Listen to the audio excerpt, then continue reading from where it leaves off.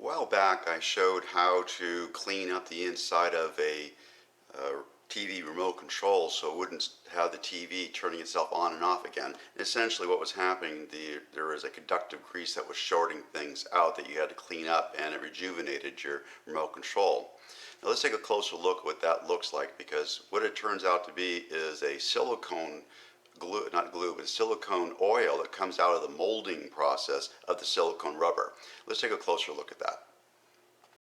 Now what you see here is that reflecting part on that. This should essentially be a dull looking rubber, but this oil that you're seeing right here is actually coming out of the molding process here. And at this point it's not causing any problems. I'm going to leave it alone until it stops interfering with until it starts interfering with the function of the TV remote. Now what did happen is, going through the cleaning process several times, the conductive part of the little keypad here stopped working.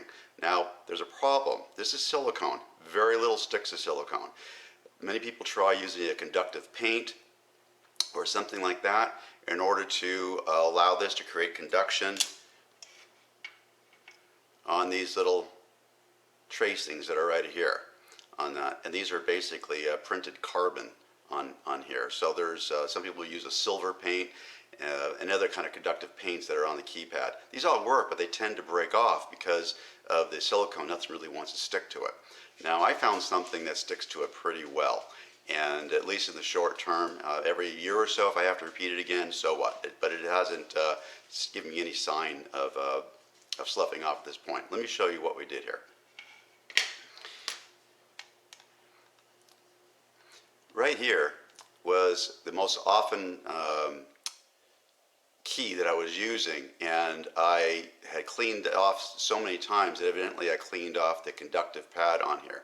Now, so what I ended up doing is roughening up the pad underneath here, and then putting just the smallest amount of Gorilla Glue, which is a polyurethane glue, just a tiny smear on there.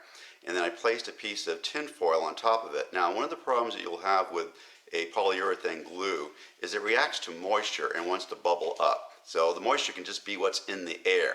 So what we did is take a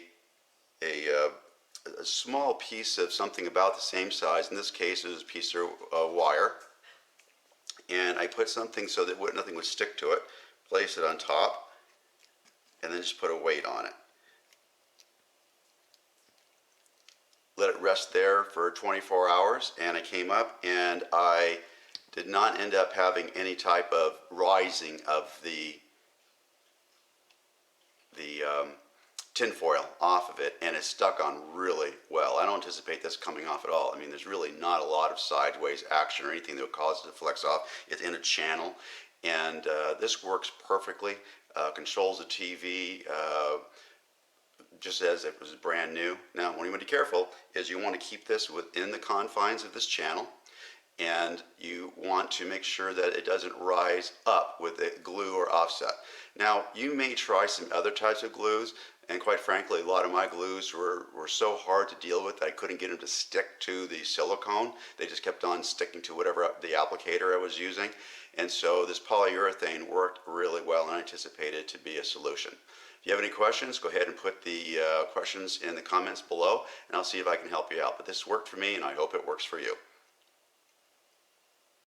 Please remember to subscribe and share this video to help disabled animals with donated wheelchairs.